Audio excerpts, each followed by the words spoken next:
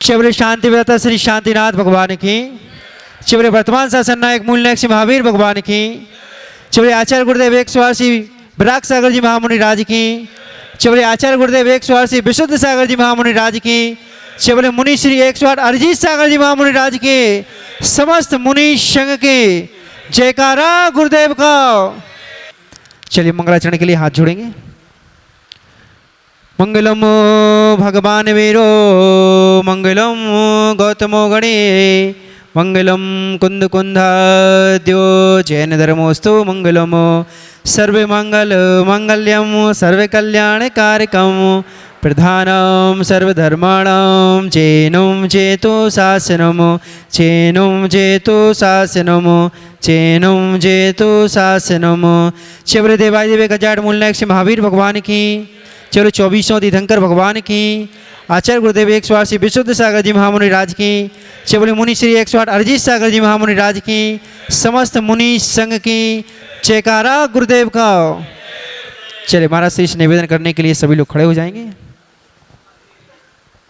और सभी लोग एक साथ बोलेंगे, हे महाराज श्री, हे महाराज श्री, हे महाराज श्री, आप अपने मुखारविंद से अमृतमयी तेजोमयी पावनमयी जिनवाणी माता का रसपान कराकर हम सभी के लिए कृतार्थ करें। नमोस्तु महाराज श्री, नमोस्तु महाराज श्री, नमोस्तु महाराज श्री। जयकारा गुरुदेव का। ओम नमः सिद्धेभ्यः।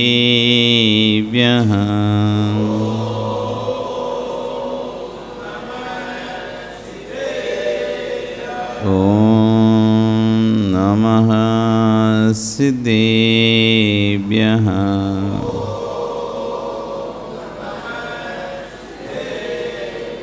ओम नमः सिद्धेभ्यः।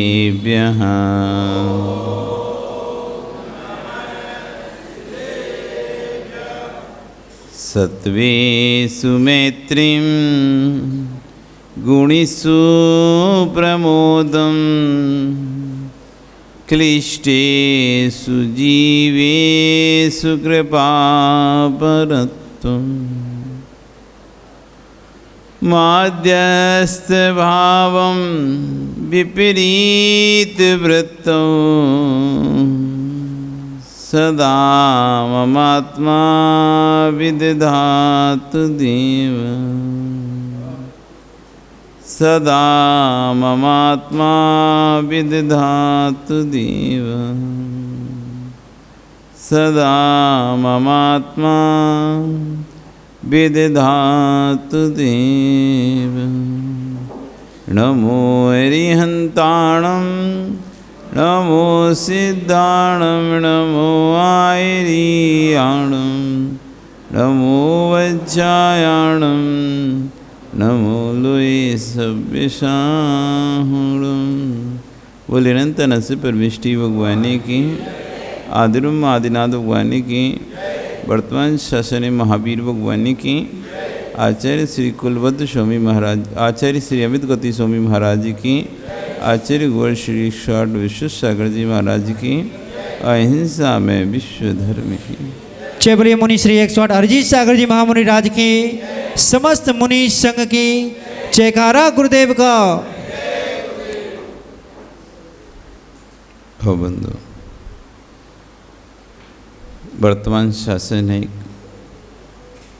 वर्धमान स्वामी के शासन में तीर्थंकर प्रभु की चरण निश्राम में बैठकर हम सभी जिन देशना का श्रवण कर रहे हैं। आचार्य भवन अमित गति स्वामी महाराज ग्रंथराज भावना द्वाविंशतिका में जहाँ सामायिक की चर्चा कर रहे हैं, तो वहीं आचार्य भगवान विश्वसार जी महाराज उसका विशेष व्याख्यान कर रहे हैं। 4 सूत्र आचार्य भगवान ने हमको दिए थे सामायिक के लिए। पहला सूत्र था सत्वेषु मैत्री, प्राणी मात्र के प्रति मैत्री भाव का होना सामायिक के लिए सबसे महत्वपूर्ण है। वही व्यक्ति सामायिक कर पाएगा जिसके अंदर प्राणी मात्र के प्रति मैत्री भाव होगा। फिर दूसरा सूत्र दिया था गुणिषु प्रमोदम, गुणियों को देखकर जिसके अंदर प्रमुदित भाव आता होगा, ऐसा जीव ही सामयिक कर पाएगा। आज तीसरा सूत्र दे रहे हैं, क्लिष्टेषु जीवेषु कृपा परत्व। जो दुखी है, संक्लिशित है, बिलख रहा है, ऐसे जीवों के ऊपर करुणा करना, कृपा करना। जिसके अंदर कृपा नहीं है, अनुकंपा नहीं है, वो सम्यक दृष्टि ही नहीं हो सकता, सामयिक कहाँ से कर पाएगा। आशु नहीं कह रहे हैं, सभी जीव इसमें आ चुके हैं। क्लिष्टेषु जीवेषु कृपा, जो दुखी है, बिलख रहा है, सभी जीव इसमें आ चुके हैं, कोई नहीं बचा है। पूजा करने आप जा रहे हो, मार्ग में कोई दुखी प्राणी मिल जाए तो उसके दुख को दूर कर देना, फिर कपड़े बदल कर फिर से तुम 16 कपड़ा पहन के पूजा कर लेना। पूजा के राग में भगवान कहीं नहीं जाएंगे। विश्वास रखना, यदि भगवान भी आपसे बात करते होते तो कहते, पहले जीव को देखो फिर मेरे पास आओ। घर में जीव तड़प रहा है, घर में जीव रो रहा है, बिलख रहा है, तुम यहाँ पर भगवान की भक्ति भी करोगे तो आपकी भक्ति काम की नहीं है। आपकी भक्ति तब काम की होगी जब आप एक दुखी जीव के दुख को दूर कर दोगे। एक दुखी जीव के दुख को दूर कर दोगे। घर में लड़कर, चिल्लाकर, मार पीट करके, गाली गलौज करके दुखी छोड़कर यहाँ पर पूजन करोगे भी तो ये उस पूजन का फल नहीं मिलने वाला।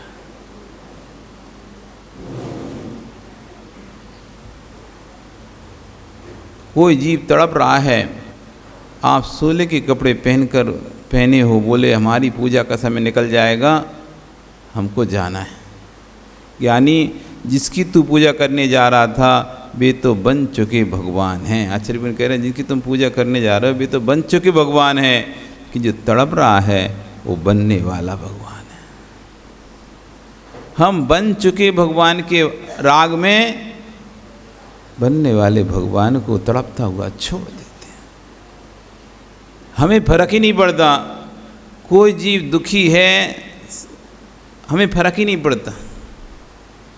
हमें तो सिर्फ अपना स्वार्थ दिखता है। यदि मेरा स्वार्थ सत्ता है सामने वाले से, तब तो मैं उसके आगे पीछे दुख पूछ लूँगा, और मेरा किसी से स्वार्थ नहीं सत्ता तो मुझे मतलब नहीं है। दुखी रहे, भूखा रहे, कुछ भी करे, मुझे कोई मतलब नहीं। घर में हो जाता है, कोई बहस हो जाती है, कोई बात हो जाती है, तो घर का एक सदस्य कहता है हम भोजन नहीं करेंगे, खाना नहीं खाएंगे, तो जो जिनको उससे फर्क पड़ता है वो 4 बार जाते हैं उसके पास, भैया नहीं तुम खाना खा लो, खाना खाओ। और जिनको फर्क नहीं पड़ता वे अपनी दुकान चले जाते हैं, वे अपने काम में लग जाते हैं। हमें कर लेगा, खा लेगा, जब खाना होगा खा लेगा, मुझे क्या करना है, मुझे क्या करना है। और लेकिन जिनको फर्क पड़ता है वे ज़रूर आके पूछते हैं, कहते हैं उससे, भैया खा लेना खाना, क्यों दुखी हो रहा है, मत रोना दुख, मैं तेरे साथ हूँ, मैं तेरे साथ हूँ। क्यों दुखी है तू, क्यों संक्लिशित है, हम तेरे साथ हैं, हम करेंगे ना, तेरे साथ देंगे ना, तू खाना खा। ऐसे बोलते नहीं बोलते। जब दुखी होता है व्यक्ति, दूसरे को दुख दूर करने वाला होता है, वो दूसरे के दुख को देखकर अंदर से व्याकुल हो जाता है कि भाई कैसे इसका दुख दूर करूं मैं। और जिसे कोई मतलब नहीं है, जिसके अंदर क्लिष्टेषु जीवेषु कृपा का सूत्र नहीं है, वो कहेगा हम क्या कर सकते, हम क्या करेंगे, अब उनको जो करना है करें, हमको मतलब नहीं, हम तो अपना काम में लगे, हम तो काम कर रहे हैं अपना, हमें तो काम है अपना। अभी तुम्हारे अंदर क्लिष्टेषु जीवेषु कृपा का सूत्र नहीं पहुंचा है, अभी सामयिक से बहुत दूर हो। करुणा भाव, दया भाव। आज स्थिति है कि आज तुम करुणा करते भी हो, किसी पे दया करते हो, पहले विचार ज़्यादा कर देते हो, देखो हमने किया है, किसी की छोटी सी मदद भी क्या कर दोगे तो उसका भी फ़ोटो खिंचवा के, बैनर खिंचवा के अखबार में छपवाओगे कि देखो हमारे क्लब ने, हमारे मंडल ने आज इतने लोगों को व्हील चेयर दी, हमारे क्लब ने, हमारे मंडल ने आज इतने लोगों को फल बांटे। ऐसे करके उसका भी आप प्रचार प्रसार करते हो। आपको उनकी करुणा, आपको उनके दुख से कोई मतलब नहीं है, आपको अपने प्रचार से मतलब है कि हमारी समिति ने, हमारे मंडल ने, हमारे क्लब ने इतना काम किया है, ये लोगों को पता चलना चाहिए, ये लोगों को पता चलना चाहिए, इसलिए हम ये सब कर रहे हैं। यदि हम फोटो खिंचा के नहीं डाल, लोगों को पता कैसे चलेगा हम लोग कितना काम करते हैं, हम लोग कितना काम करते हैं, कितनी लोगों की मदद करते हैं। अरे मदद करना था तो दीवान अमरचंद सेठ जैसी मदद करना चाहिए। अमरचंद दीवान एक बार निकल रहे थे, तभी एक बेटा अपनी माँ से बोल रहा था, माँ माँ खाने को खाना दो ना, बहुत भूख लगी है। माँ कह रही थी, अरे बेटा तेरा पिता आएगा, कुछ लेके आएगा, फिर मैं बनाऊंगी, फिर खाना। अपने घर में कुछ नहीं है ऐसा जो मैं तुझे बना के दे दूं। दीवान अमरचंद सेठ वहाँ से निकल रहे, उनके कानों में बात पड़ गई। हो देखो नगर में आज इतने भी गरीब जीव हैं कि जिनके खाने के भी ठिकाने नहीं हैं। उन्होंने क्या किया, एक सेवक के हाथ एक बोरा गेहूँ और उसमें कुछ सोने की मोहरें अंदर रखकर उस व्यक्ति के घर के बाहर छुड़वा दिया। उस व्यक्ति के घर के बाहर छुड़वा दिया। जब उस व्यक्ति के घर के लोगों ने देखा कि कुछ सामान रखा है, कौन रख गया, आसपास ढूंढा, कोई हो सकता है कोई का सामान हो, कोई थोड़ी देर रख के नहीं, रख कर इधर उधर चला गया होगा। इंतजार किया, बहुत इधर उधर देखा पर कोई नहीं मिला, और ना कोई सुबह से लेकर शाम तक लेने आया। आखिरी में शाम को उन्होंने उस बोरे को, गेहूँ के बोरे को अंदर किया, उसे खोला, देखा उसमें मोहरें, उसमें मोहरें।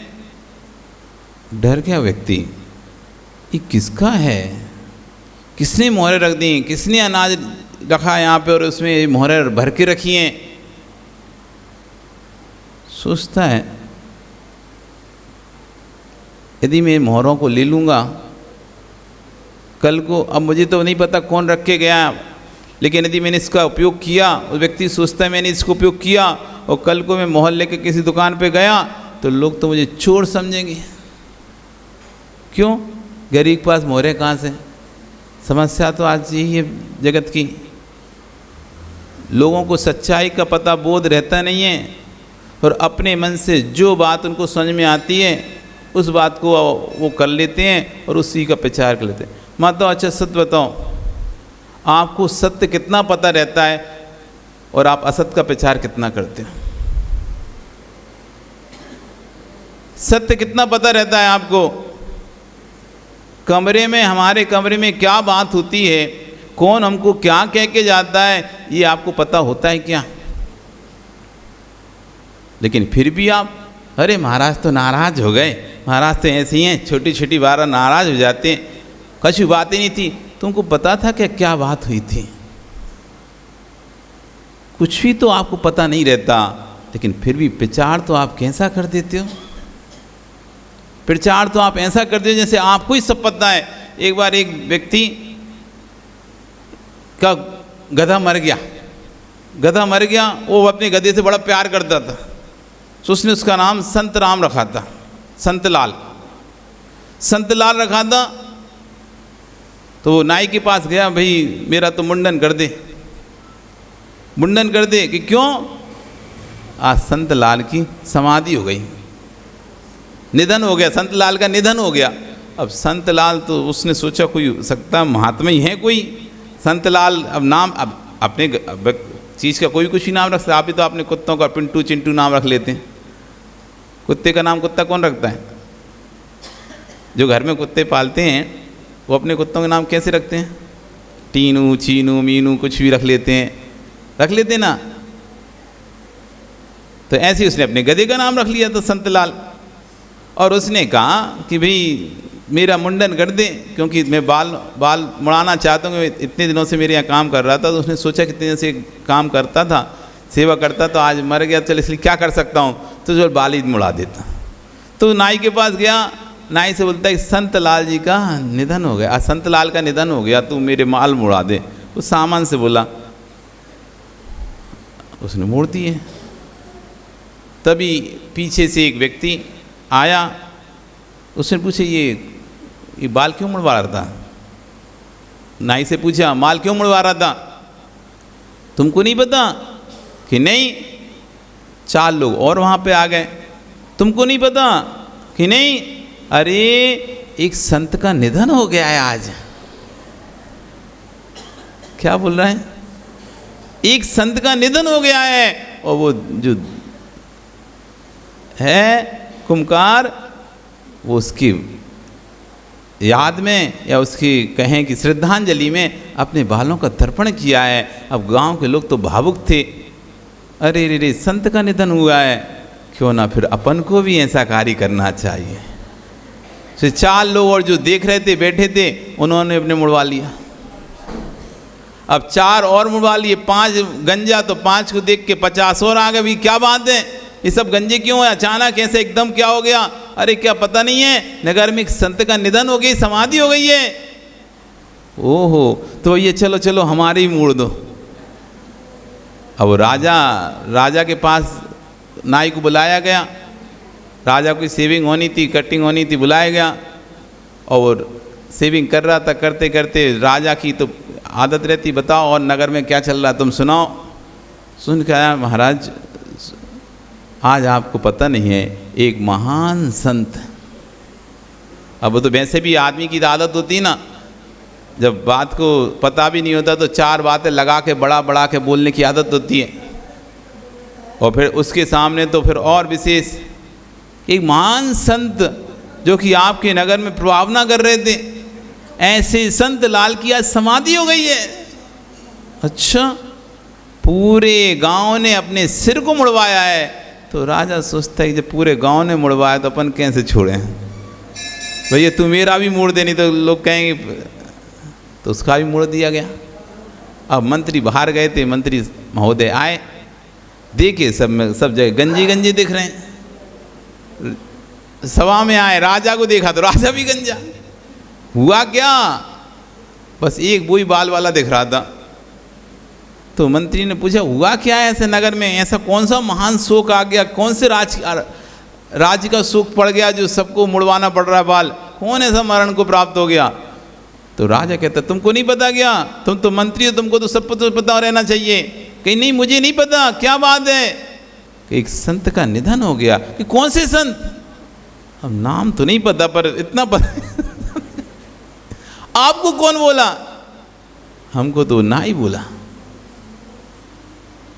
नाई को बुलाया गया, कौन से संत थे जिनका निधन हो गया? हमको तो जानकारी में से कोई संत है नहीं यहाँ पे। नहीं मुझे नहीं पता, वो कुम्भकार बताया था। तो कुम्भकार को बुलाया गया, कुम्भकार से पूछा कौन से संत? कौन से संत? मुझे क्या पता कौन से संत? अरे तुमने तो बोला संत का निधन हो गया। अरे तो मैंने बोला तो मेरे गधे का निधन हो गया मैंने गधे का नाम संत राम रखा था,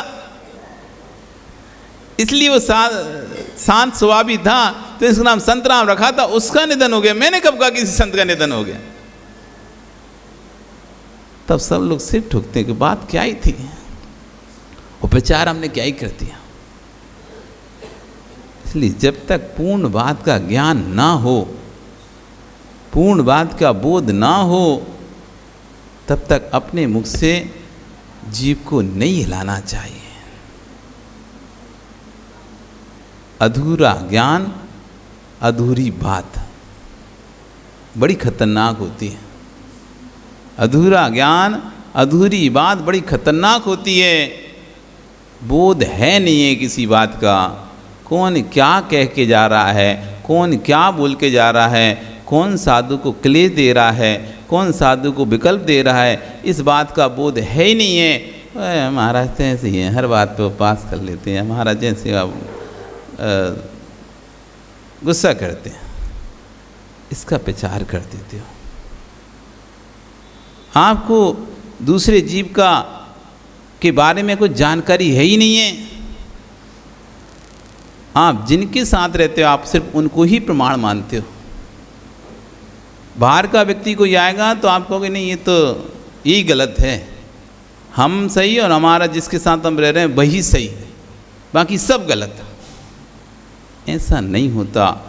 कभी कभी जिनके साथ आप रहते हो, जो जिनको आप मुखिया बनाते हो, कभी कभी उनकी भी गलतियां होती हैं,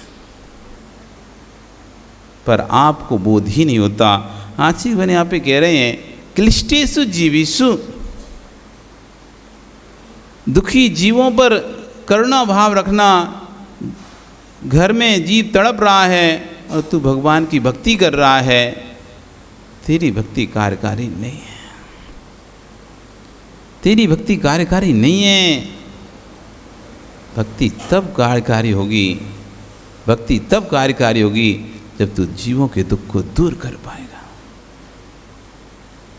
सामर्थ्य नहीं है जीव, इसलिए तो आचार्य ने कहा उंगली पर गिनने लायक हैं सम्यक दृष्टि जीव। क्या कहा है? इतने सारे पंचेंद्रिय मनुष्यों की संख्या है, तब भी आचार्य ने कहा उंगली पर गिनने लायक मिलेंगे सम्य पंचम काल में सम्य दृष्टि, उंगली पर गिनने लायक जो सत्य का साथ दे पाएंगे। नहीं तो बोल ही नहीं पाएगा जीव सत्य। अंदर अंदर तो घुटता रहेगा, अंदर अंदर सोचता रहेगा कि मैंने असत्य बोला, असत्य बोला, लेकिन ऊपर ऊपर नहीं कह पाएगा। उसकी हालत सिर्फ वैसी ही होगी जैसे कि राजा बसु की हुई थी। राजा बसु जानते हो? एक राजा बसु था, राजा बसु।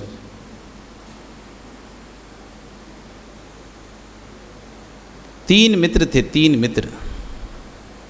इसलिए मित्रों के राग में आकर ज़्यादा अपने परिणाम खराब मत करना और नहीं तो नरक जाना पड़ेगा। बसु, नारद और पर्वत। पर्वत, राजा बसु और नारद, जिसमें बसु राजा का पुत्र था, पर्वत ब्राह्मण पुत्र था और नारद एक श्रेष्ठी श्रावक का पुत्र था। ये तीनों एक जगह एक साथ अध्ययन करते थे। क्षीर कदम्ब गुरु के सामने के शिष्य थे तीनों, क्षीर कदम्ब गुरु के, और एक ही आश्रम में एक साथ अध्ययन करते थे। गुरु ने इन्हें सिखाया था अज यानी 5 वर्ष पुराना धान्य। अज यानी क्या? अज शब्दानाम अनेक अर्थ, शब्दों के अनेक अर्थ होते हैं। अज का मतलब बकरा भी होता है और अज का मतलब होता है 5 वर्ष पुराना धाम। अज्येष्ठ होमम शब्द आया था, अज्येष्ठ होमम, अज का होम करना चाहिए, अज का अज से होम करना चाहिए। अज मतलब 5 वर्ष पुराने धान से अग्नि में आहुति देना चाहिए, होम करना चाहिए। इसका अर्थ ये था, ये तीनों ने सीखा। लेकिन हुआ क्या, एक दिन 2 चारणधारी मुराज गमन कर रहे थे और ये श्री कदम अपने तीनों शिष्यों को पढ़ा रहे थे। जब पढ़ा रहे थे तो उन्होंने, एक मुनि ने अपने दूसरे मुनि से पूछा इन चारों की आगे गति क्या होगी? तो उसने कहा इनमें से 2 तो स्वर्ग जाएंगे और 2 नरक जाएंगे। ये कौन स्वर्ग जाएगा? कि क्षीर कदम गुरु और ये नारद, ये तो स्वर्ग जाएंगे, और राजा बसु और पर्वत उनका बेटा ये नरक जाएंगे। ये शब्द गुरु के कानों में पड़ गए। गुरु को तो बैराग हो गया, रे रे मैं जिनको पढ़ा रहा हूँ वो लोग नरक जाएंगे। संसार से भयभीत हो गया, क्या विडंबना है। इतना होनहार राजा का पुत्र, न्याय प्रिय पुत्र, ये नरक जाएगा। जब ऐसा जीव नरक जाएगा तो औरों की तो बात ही क्यों होगी।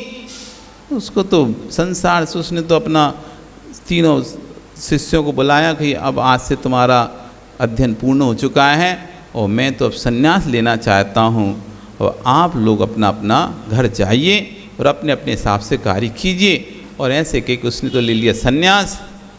गुरु ने तो तीनों, राजा वसु अपने राज में चला गया, वहाँ उसको राजपद मिल गया, वहाँ राजा बन गया। श्रावक श्रेष्ठी जो नारद था वो अपने घर चला गया और जो पर्वत था अपनी माँ की सेवा यानी ब्राह्मणी की सेवा करने लगा। पिता ने दीक्षा ले ली तो, और पिता का जो पद था गुरु पद पिता का, उसको प्राप्त हो गया और अनेक शिष्यों को पढ़ाने लगा। एक दिन जब मैं अपने शिष्यों को पढ़ा रहा था उसी समय नारद का भाव हो कि बहुत दिन हो गए मैं अपने मित्र से मिला नहीं हूँ पर्वत से, ना गुरु माँ से मिला हूँ कि जाके देखूँ तो कैसे क्या उनके हालचाल हैं पूछता हूँ। और जब पहुँचा तो पर्वत अपने शिष्यों को पढ़ा था, यही पाठ पढ़ा था, अज्येष्ठ होमम, बकरे का होम करना चाहिए। जैसे ही पर्वत ने नारद ने बात सुनी तो नाद से रहा नहीं गया और उन शिष्यों के सामने पर्वत को बोल दिया, आप गलत बोल रहे हो। अब लेकिन पर्वत ने तो बोल दिया था, आज का अर्थ बकरा कर दिया था। अब कैसे बोले मैं गलत बोल रहा हूँ, क्योंकि अब तो मेरी इज्जत का सवाल है। 4 शिष्यों के बीच में मेरी इज्जत खराब हो जाएगी मैं अगर सही बोल दूंगा तो। उसका नहीं मैं सही बोल रहा हूँ। उसने बोला, अरे हमारे अपने गुरु ने अपन को अर्थ का 5 वर्ष पुराना धान बताया था, तुम ये अर्थ गलत क्यों कर रहे? इससे ना जाने कितने जीवों की हिंसा होगी। आज ये लोग सीख कर जाएंगे अज्येष्ठ होमम तो कितने लोगों को अर्थ का अर्थ बकरा करेंगे। कोई भी 5 वर्ष पुराना, आप सुधारो अपनी बात को ना। बोल दिया मैंने तो बोल दिया। अब एक बार मैंने सभा में अपने लोगों के बीच में बोल दिया कि आज का अर्थ ये होता है, अब मैं कैसे बदल जाऊं, कैसे बोलूं, नहीं तो मेरी लोगों के सामने इज्जत क्या रहेगी। नहीं बदला, बहस प्रारंभ हो गई। आखिरी में ये निर्णय लिया, अपन 3 लोग थे पर राजा वसु भी हम लोगों के साथ ना, उसने भी पढ़ा है। एक काम करते हैं, राजा के पास चलते हैं और जो झूठ बोल रहा होगा उसकी जिब्बिया छेद दी जाएगी। यदि मैं झूठ बोल रहा हूँ तो मेरी जिब्बिया छेद दी जाए और तुम झूठ बोले तुम्हारी जिब्बिया छेद दी जाएगी। ऐसी शर्त रख दी गई है, क्योंकि वो तो अपने शिष्यों के सामने कैसे नीचा हो सकता था। उसने कहा मैं यार झूठ बोलूँगा मेरी जिब्बिया छेद देना। उसने ठीक है, यदि मैं झूठ बोलूँ नारद बोलता है तो आप मेरी जिब्बिया काट देना। इधर माँ अंदर से सुन रही थी सब पूरी चर्चाएँ। उसको भी पता था आज का आज 5 वर्ष पुराना धान होता है, लेकिन भैंस इतनी बढ़ चुकी थी कि वो बीच में नहीं आ पाई। अब क्या करे, पति तो ने तो ले ली थी दीक्षा, अब बेटे ही सहारा था तो उसने कहा ये कहीं बेटे की जिब्बिया और छेद दी जाए गई तो मेरा क्या होगा। और अगले दिन जाना था राजा के पास, उससे पहले ही 1 दिन पहले ही वो पहुँच गई राजा के पास, वसु के पास। और राजा वसु जैसे उसको आते हुए देखता है, अरे ये तो हमारे गुरु की पत्नी है, ये तो मेरी माँ सदस्य हैं, और उनको अच्छी से उनका स्वागत करता है, बिठालता है, पूछता है बताओ क्या हुआ आपको आने की जरूरत, आप मुझे खबर करते मैं दौड़ा दौड़ा आ जाता। एक कष्ट संकट आ चुका है, तुम मुझे वचन दो, तुम मेरा कष्ट दूर करोगे। तुमने मेरे घर में आके भोजन पानी किया है, मैंने तुमको खाना खिलाया था, मैं तुम्हारी सेवा तुम्हारे लिए बहुत कार्य करती थी, इसलिए आज मेरे ऊपर कष्ट आया, तुम मुझको वचन दो मेरा कष्ट दूर करोगे। बोलो बोलो क्या बात है कि तुमको झूठ बोलना पड़ेगा तुमको झूठ बोलना पड़ेगा। क्यों? मेरे बच्चे की रक्षा करनी है तुमको, सत्य को नहीं बताना, असत्य पर तुमको हाँ भरनी है। किस बात पर? कि अज्येष्ठ होमम का अर्थ क्षीर कदम ने गुरु ने 5 वर्ष पुराना धान बताया था, लेकिन मेरे बेटे ने अपनी हट में उसका अर्थ आज का अर्थ बकरा कर दिया है और वो मान भी नहीं रहा है। और उसने पर्वत के साथ नारद के साथ शर्त लगा ली है कि जो झूठ बोलेगा उसकी जिब्बिया छेद दी जाएगी। यदि मेरा बेटा तो मैं झूठ बोल रहा है, मुझे भी पता है, लेकिन मेरे बेटे के लिए तुम इतना करना पड़ेगा। राजा ने कहा ठीक है, मैं उसका समर्थन कर दूंगा। राजा प्रसिद्ध था, राजा वसु सत्य बोलने में प्रसिद्ध था। उसको एक देव ने उस सत्यता के कारण एक देव ने उसे स्फटिक मणि का सिंहासन दिया था, जो दूर से ऐसा लगता था जैसे कि अधर में राजा बैठा हो। जब वो राजा स्फटिक मणि के सिंहासन बैठता था तो दूर से ऐसा प्रतीत होता था जैसे वो अधर में आसमान में बैठा हो। और उसकी प्रसिद्धि ऐसी हो गई थी कि जिस दिन राजा झूठ बोलेगा उस दिन ये सिंहासन टूट के जमीन में धंस जाएगा। और सत्य के नाम से प्रसिद्ध हो चुका था। जब राजा के पास निर्णय आया, सुबह सब सभा पहुंची, सब लोग पहुंचे राजा के सामने, और पर्वत ने नारद ने कहा कि इन्होंने गलत अर्थ किया है अच का, आप बताइए हमारे गुरु ने अच का क्या अर्थ बताया था। तब रसु इतना बोल दिया, नहीं भैया ना, पर्वत जो बोल रहा है वही ठीक है। जैसे उसने बोला तो नारद ने कहा क्या कर रहे हो, आप राजा हो, आप राजा होकर असत्य का समर्थन कर रहे हो, फिर से बोलो आप गलत हैं, ये सही सत्य बोल दो, आप सत्य बोल दो आप। उसने 3 बार पूछा लेकिन राजा ने तीनों बार असत्य बोला।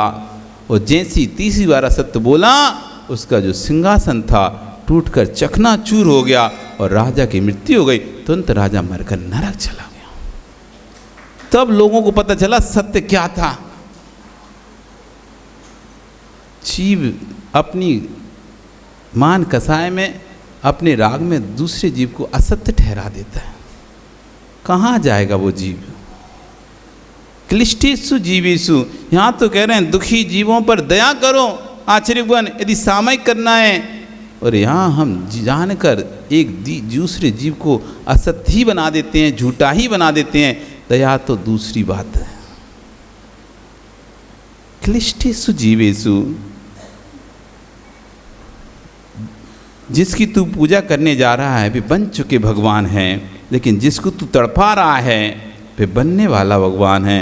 दोनों को पूजो, एक का उपकार करके पूजा और दूसरे को अष्ट द्रव्य से पूजा। दोनों की पूजा करो, एक की अष्ट द्रव्य से पूजा करो तो दूसरे के उपकार करके उसके दुख दूर करके उसकी पूजा करो। भैया बहुत कठिन है। जब तक मस्तिष्क में बहिरंग वस्तु रखिए तब तक सत्य का बोध नहीं होता है। जब तक मस्तिष्क में कसाय रखिए तब तक सत्य का बोध नहीं होता है। सत्य का बोध जिस दिन हो जाएगा बाहर की सारी वस्तुएं गौण हो जाएंगी और जो दुखी प्राणी हैं उस पर करुणा करना प्रारंभ हो जाएगा। जीवों पर काणु बुद्धि रखो, करुणा बुद्धि रखो। ऐसा नहीं हमें क्या मतलब, हमें मतलब होना चाहिए। करुणा बुद्धि से मतलब होना चाहिए, दुखी बुद्धि से मतलब नहीं होना चाहिए। हम रोने लगे, हम रोए नहीं, लेकिन सामने वाला यदि रो रहा है, कष्ट में है, दुख में है, भैया हमसे जो बन सकता है हम पूरा पुरुषार्थ करेंगे तेरे दुख को दूर करने का। ये भाव तो होना चाहिए, ये परिणाम तो होना चाहिए कि साधु हमारे कारण से यदि संक्लेशता को प्राप्त हो रहा है, साधु समाज के किसी व्यक्ति के कारण से दुखी हो रहा है, समाज के कारण दुखी हो रहा है, तो नहीं महाराज हम लोग आपके दुख को दूर करेंगे। क्यों हम 4 महीने के लिए अतिथि को लेकर आए हैं, 4 महीने के लिए अतिथि को लेकर आए हैं। अतिथि बड़ा खुश होकर आया था और दुखी दुखी रह रहा है। क्यों रह रहा है? मैं इनके दुख को दूर करूंगी। ये है सम्यक दृष्टि की सोच, ना कि उल्टी सीधी बातें और बोलकर दबा तो नहीं लगा रहे और उल्टे उस पर मरहम पर और आप चाकू फेर दो, उसके घाव पर और चाकू और घाव को बड़ा कर दो। क्लिष्टेषु जीवेषु कृपा परत्वम्, कृपा करना ये सम्यक दृष्टि जीव है। दुखी जीव की सहानुभूति, आप विश्वास रखना आप दुखी व्यक्ति का दुख कम नहीं कर सकते, लेकिन आपका एक सहानुभूति भरा शब्द, आपका सांत्वना भरा एक शब्द उसके संपूर्ण दुख को दूर कर देगा। संजय अस्पताल में कभी गए क्या? किसी को बीमार के देखने गए क्या कभी? किसी बीमार व्यक्ति को गए होगे ना? वहाँ जाके ये नहीं बोला जाता है कुछ नहीं है, सब तुम फालतू नाटक कर रहे हो। मैं कोई बात नहीं, डॉक्टर बोल रहा है जल्दी तुम अच्छे होके घर आ जाओगे, ये बोलती ना, क्या बोलते हो? उसे सांत्वना भरे शब्द बोलते हैं कि नहीं, तुम चिंता नहीं करो, डॉक्टर बोल रहा है तुम एकदम स्वस्थ हो और तुम बहुत जल्दी हमारे साथ खेलोगे, सब अच्छे से काम करोगे, सब बढ़िया बढ़िया अच्छे हो जाएगा, तुम निश्चिंत रहो, मैं हूँ ना, कोई जरूरत पड़ेगी तो मैं खड़ा हूँ ना तुम्हारे लिए। ऐसे करके आप उसको एक डॉक्टर, एक पेशेंट को आप सांत्वना देते हो, उसके अंदर एक उत्साह आ जाती है, हाँ नहीं मैं भी ठीक हो जाऊँगा। वहाँ जाके कह दो तुम, अरे क्या नाटक कर रहा है तू, बेचारा बीमार हो जाएगा, और बीमार तो था ही, और तुम्हारे ऐसे शब्द सुनेगा तो और बीमार हो जाएगा और दुखी हो जाएगा। इसलिए किसी के दुख दूर तो नहीं कर पाओगे, लेकिन हाँ इतना ज़रूर है, कोई दुखी है आप उसकी पीठ पर हाथ रख दिया, मैं हूँ ना तेरे साथ, तू क्यों चिंता करता है। इतना भी तुमने इस सवाल किसी के साथ बोल दिया, उसका आधा दुख वैसे ही दूर हो जाएगा, आधा कष्ट आधा संकट ऐसे ही दूर हो जाएगा। हम हैं ना तुम्हारे साथ, आप निश्चिंत रहो। इतना भी बोलने से व्यक्ति का दुख हल्का हो जाता है। नहीं है तो किसी दुखी, आपको यदि पता नहीं है ऐसा, तो आप किसी दुखी व्यक्ति के पास जाकर, जब वो दुखी हो, आप इतना सा पास उस पास बैठ जाना 2 मिनट, और बैठ के उससे प्यार से बोलना, तू चिंता मत कर, मैं हूँ ना तेरे साथ, विश्वास रखना। वो रो रहा होगा थोड़ा सुसक के, तो आपके पास फपक के आपकी गोदी में फपक के सिर रख के रोने लगेगा। हाँ, कोई तो है मेरे साथ, कोई तो है हमारे साथ, कोई तो है मेरा साथ देने वाला, उसके अंदर की भावना निकलना प्रारंभ हो जाएगा। क्यों बेटी अपनी माँ के पास जाके रोती है? ससुराल में कष्ट संकट होता है तो अपनी माँ के पास जैसी ही जाती है, फ़ोन पे तो कुछ नहीं, लेकिन जैसे ही माँ के पास पहुँचती है वो फक के रोने लगती है। रोई कि नहीं रोगी कभी आपकी बेटी आके आपके पास?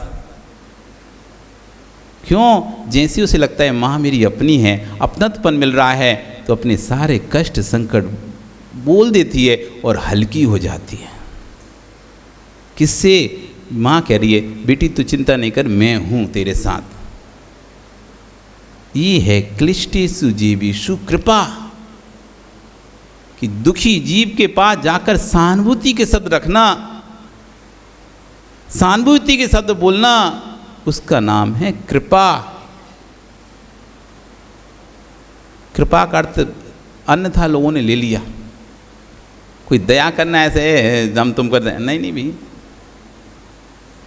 सेठ दीवान अमरचंद वो कह रहा था कि मैं यदि ये मोहरों का उपयोग कर लूँगा, वो गरीब व्यक्ति सोच रहा है मैं यदि मोहरों का उपयोग कर लूँगा तो लोग ना जाने क्या क्या बातें बनाएंगे, लोगों को तो पता ही नहीं कि मैंने तो ये ना चोरी की है ना कुछ किया है, मेरे तो द्वारे के आगे रखा हुआ था, उसमें से निकला है, मैं बेचने जाऊँगा तो लोग मुझे चोर बोलेंगे। इसलिए तुरंत जाता है और राजा के पास जाता है और राजा के सामने पूरा ऐसा बोरा और मोहरा रख देता है। स्वामी मुझे नहीं पता कि कौन मेरे घर के आगे ये रख के गया है, मैं चाहे तो उपयोग करूं, लेकिन मैं गरीब हूं। गरीब व्यक्ति यदि चना खाएगा तो लोग कहेंगे दिखा रहा है सबको खाने, गरीब व्यक्ति चना खाएगा तो लोग कहेंगे दिखा रहा है सबको, दिखा रहा है, दिखा के खा रहा है। और अमीर खाएगा तो कहेंगे शौक है, शौक चढ़ रहा है, शौक से खा रहा है। इसलिए स्वामी मैं यदि इनको किसी जौहरी के पास भी लेके जाऊंगा तो जौहरी मुझे चोर ही मानेगा, यही कहेगा किसी से चुरा के लाया है। इसलिए मेरी कोई गलती नहीं, कोई मेरे घर के आगे रख के गया है, मैं तो इतना गरीबी को सुबह कमाता हूँ तो शाम को खा पाता हूँ, मैं कहाँ से मोहरे लाऊंगा। इसलिए सही में लोग मुझे चोर समझेंगे और मैं चोर नहीं हूँ, इसलिए मैं आपके पास लेके आऊँ। जब राजा ने देखा ये तो राज की मोहरें हैं और ये तो जो राज की काम करने वाले होते हैं उन्हीं के पास होती हैं, और ये तो इस सेठ दीवान अमरचंद के अलावा कोई भी नहीं रख सकता। उतना दयालु वही है कि जीवों की करुणा को देखकर उसके अंदर हृदय में करुणा आ जाती है और वो ऐसा देता है कि दूसरे को पता तक नहीं चलता कि सीधे हाथ ने दिया तो उल्टे हाथ को भी नहीं पता चला कि क्या दिया गया। उसने कहा ठीक है, आप ले जाओ मोहरें और ये राशन भी ले जाओ। अब हमको आपने बता दिया है तो कल को केस तो हमारे पास ही आएगा ना, कोई आपको चोर बोलेगा तो लेके तो सैनिक हमारे पास ही आएंगे। आपने अपनी निर्दोषता बता दी है, अब आपको कोई चोर नहीं, आप ले जाओ और अपना परिवार का भोजन पानी जो भी आप करो। सेठ दीवान अमरचंद को बुलाया गया, उससे पूछा गया क्या तुमने मदद की है? उसने निगाह नीचे कर ली। राजा समझ गया और बोलता है तुम मुझसे भी ज़्यादा महान हो। मैं राजा होने के बाद भी जिस राज्य में की प्रजा दुखी रहे वो राजा नरक का अधिकारी होता है। मैं राजा होने के बाद भी ये नहीं पता कर पाया कि मेरे नगर में लोग आज भी ऐसे दुखी हैं कि जिनको भोजन करने के लिए अन्न नहीं है। लेकिन तुम एक सेठ होकर भी ये पता कर लिए कि राज में दुखी है और उसकी बिना बताए मदद कर दी। एक तो वो लोग हैं जो भनक भी नहीं पड़ने देते और एक ऐसे लोग भी हैं जो हर चीज़ को एक एक पूरी जगह जगह बता कर चिल्ला कर हमने ऐसा किया ऐसा कर रहे हैं और पूरे ढुंढुरा पीट कर काम करते हैं। तो आचार्य भी कह रहे हैं क्लिष्टेषु जीवेषु, दुखियों की मदद करना है तो ऐसे मदद करो जैसे सेठ दीवान अमरचंद ने की। मदद भी कर दी लेकिन किसी को पता भी नहीं चलने दिया, अपना नाम भी नहीं जगा। ये है सम्यक दृष्टि की कृपा, ये है सम्यक दृष्टि की कृपा। अब आपने देख लो अपने अंदर कौन सी दृष्टि है, सम्यक दृष्टि है, मिथ्या दृष्टि है। हमारी कृपा किस तरह की है, इतना सा देके इतना बखान करने की है, इतना बखान देने के बाद भी इतनी से बखान करने की नहीं है। आपका समय कल फिर आओगे, पर नहीं तो फिर चर्चा करेंगे। बोली भगवान महावीर स्वामी की।